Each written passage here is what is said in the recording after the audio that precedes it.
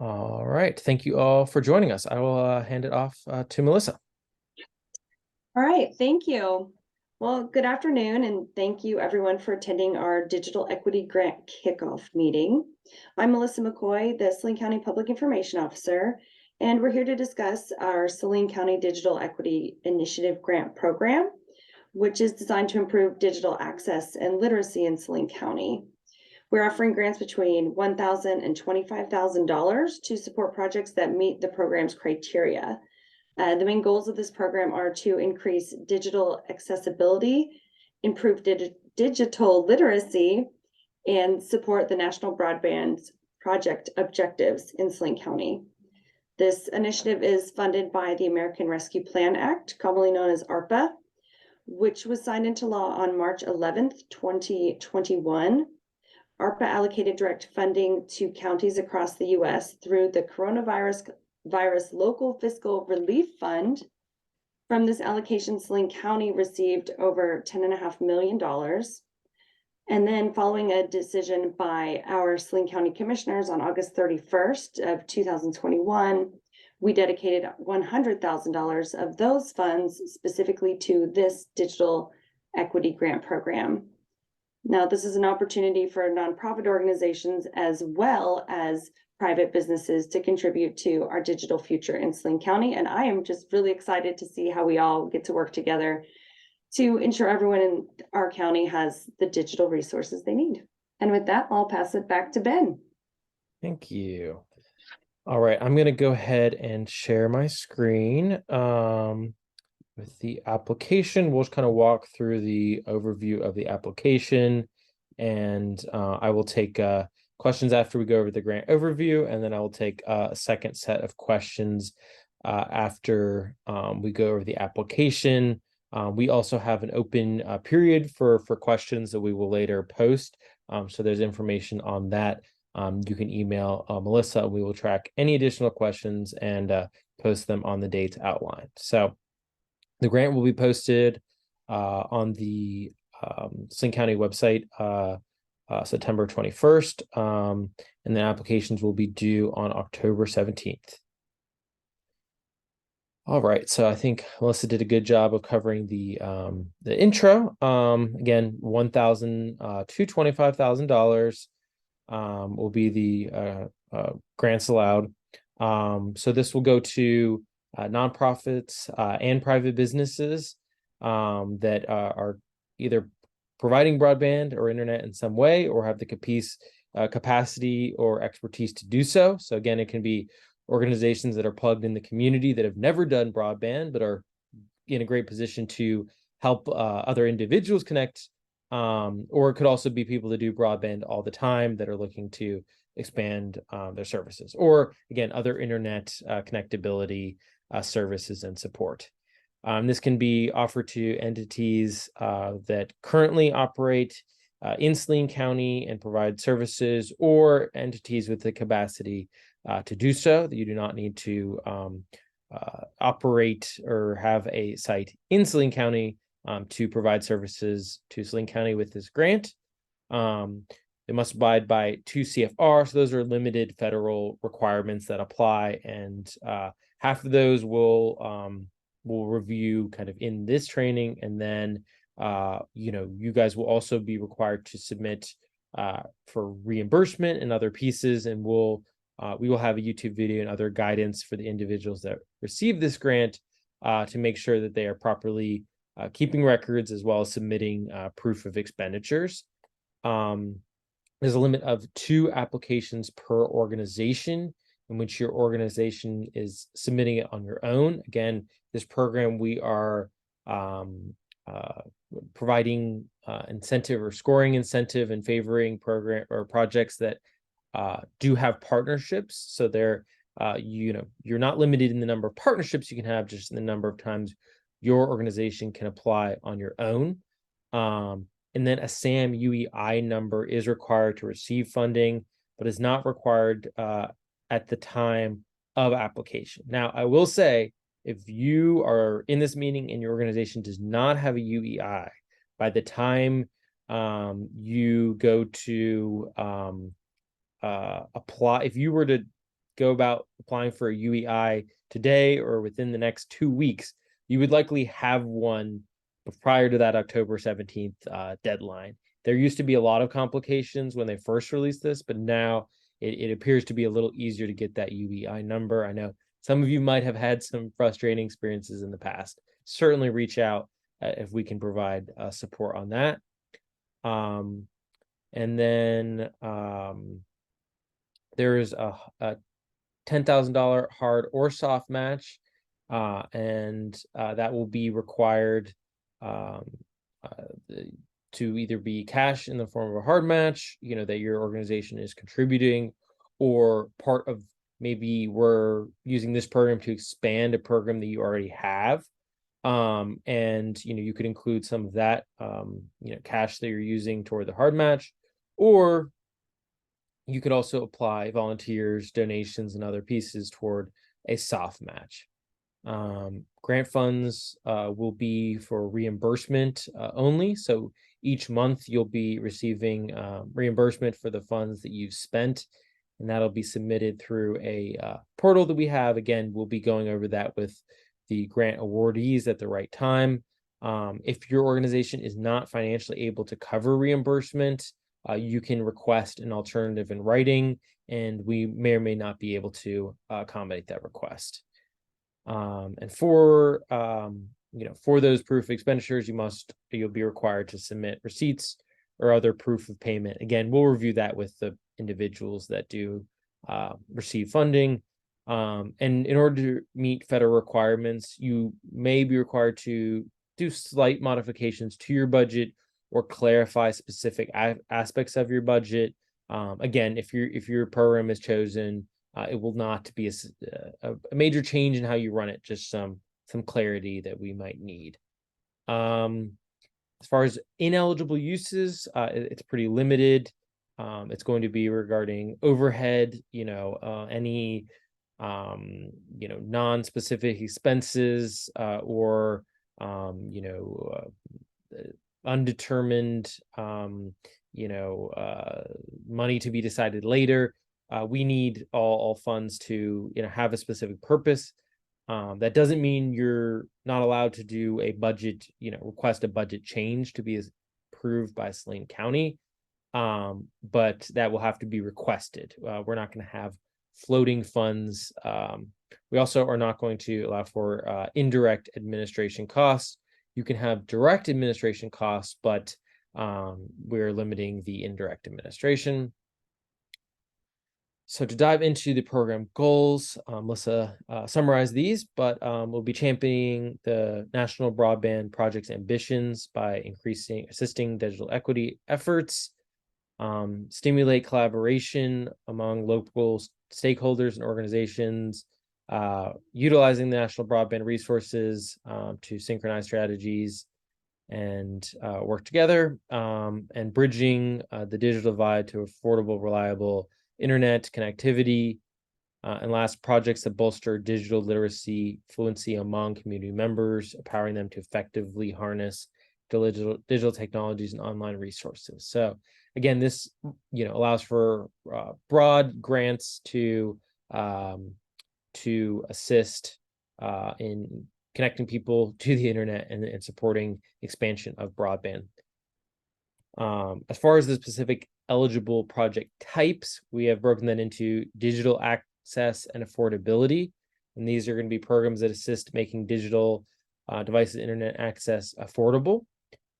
Digital literacy and skills. This is going to be training that enhance the public's digital literacy and provide skills that are related. And then community partnerships and collaboration would be cooperative programs that promote digital inclusivity and tech-based community development. So again, we summarize the subrecipient reporting requirements for the entities that are awarded funds. We will dive into that after grant agreements are formalized. And the eligible timing is 366 days. Next year is a leap year. And so it'll be a full year to be able to use all funds. And then As of now, any funds not expended by September 2024 will be must be reimbursed to Saline County. And then I will stop there and see if there are any questions on the grant overview and the requirements in there.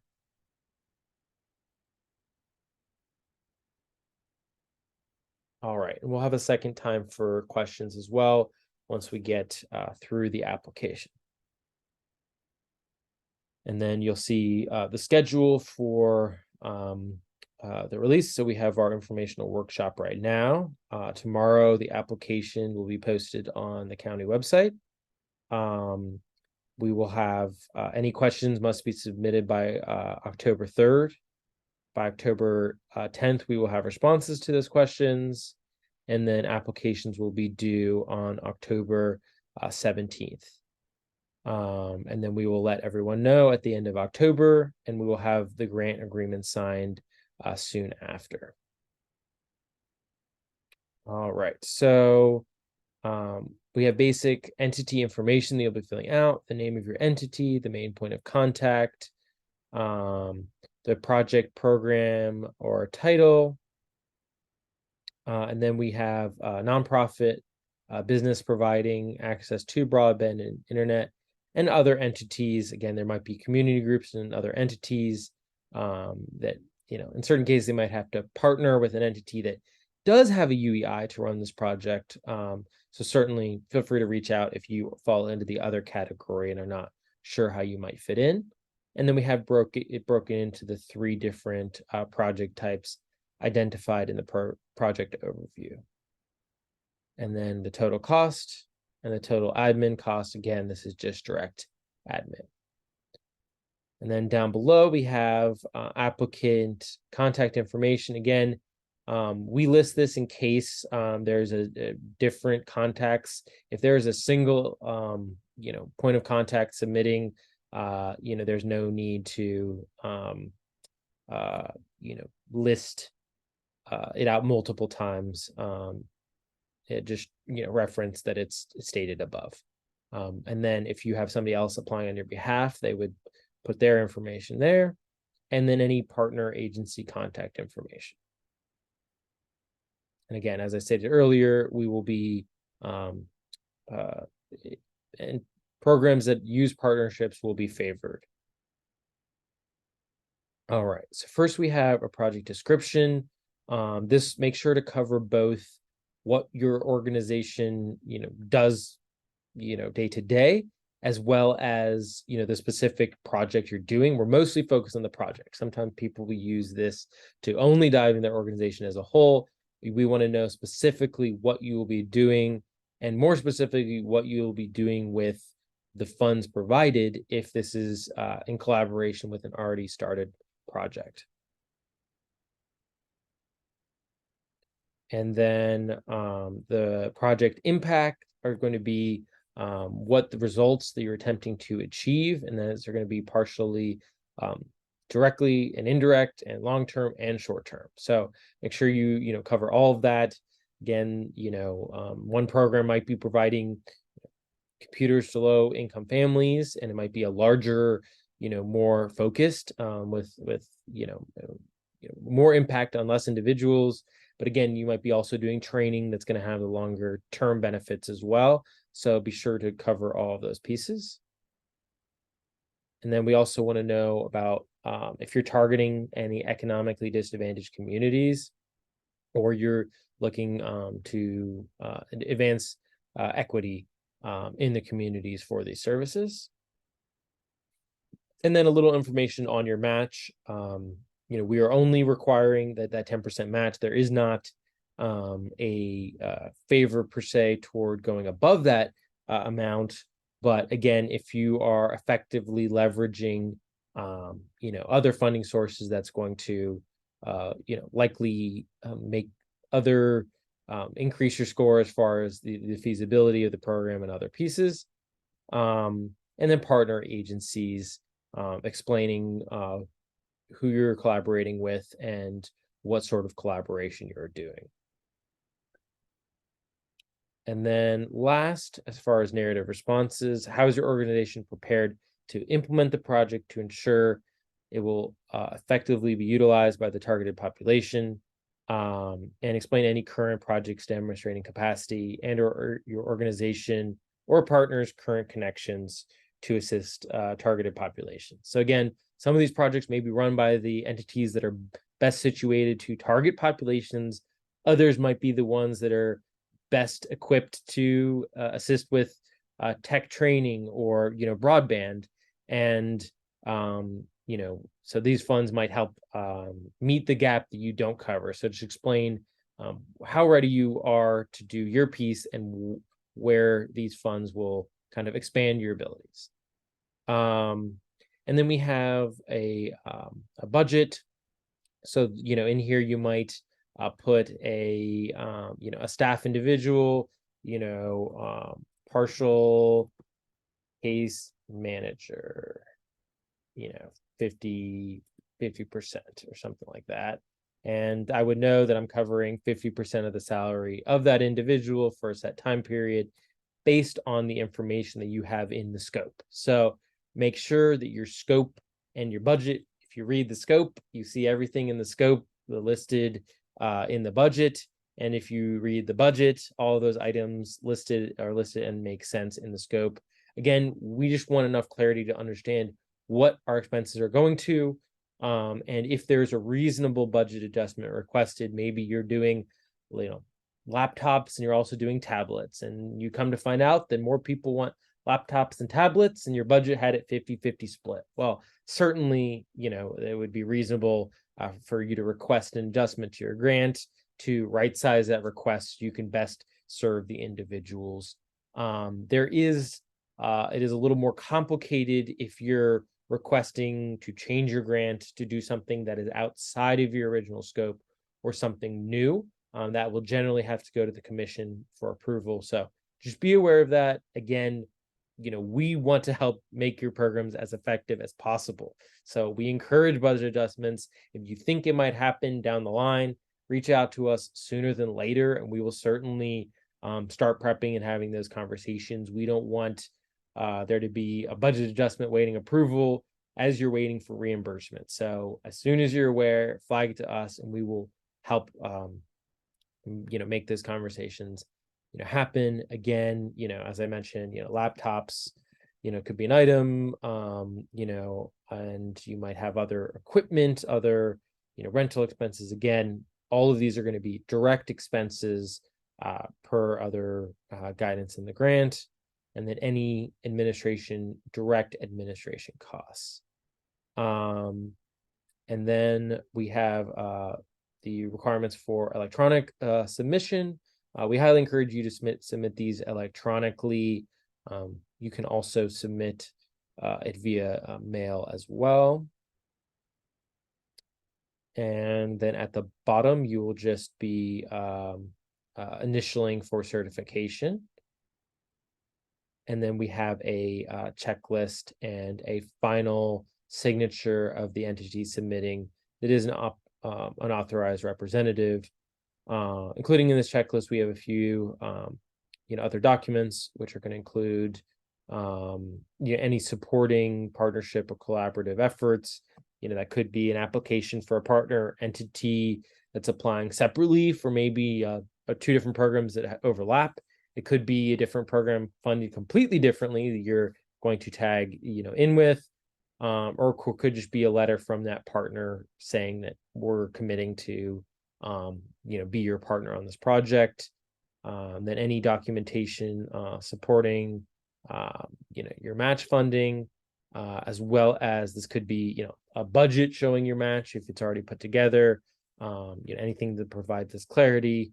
And then finally, we also have letters of support for your program or project, and we are that is right now you will get points for your first letter of support. That is a minor piece of the scoring, and we do have the score a summary of the scoring process. There will be 3 reviewers that will be scoring, and we will, based on your day-to-day reporting, we will be providing feedback to the county commissioners. And I won't dive through the complete scoring sheet. If anybody has any questions, feel free to ask. Again, we have that an email for any questions. We'll post our responses. And we do cover, the exact points that are going to these various pieces. So, and with that, I will stop sharing. Again, happy to reshare and go to any specific page if anybody has questions. Again, this will be posted at some point tomorrow, and I will now open it up to questions.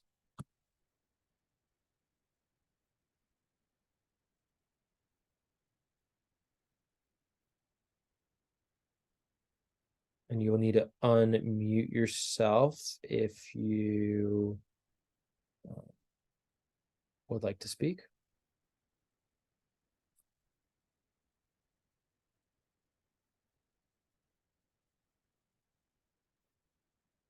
All right. It appears that we have no questions. Again, feel free to reach out via email if you'd like any specific questions. I will stay on for the next few minutes as well. If anybody has any wants to stay on after and ask any specific questions that likely will not apply to the rest of the group. So looks like we're coming in a little ahead of schedule, so hopefully that frees up some time for you all. I guess I will hand it over to Melissa if she has any additional comments, and I will stay on after as well. So thank you guys all very much. I've got no additional comments, but I look forward to seeing what everyone has in mind for this. All right. Thank you, Melissa, and thank you everyone for your time. Thank you very much.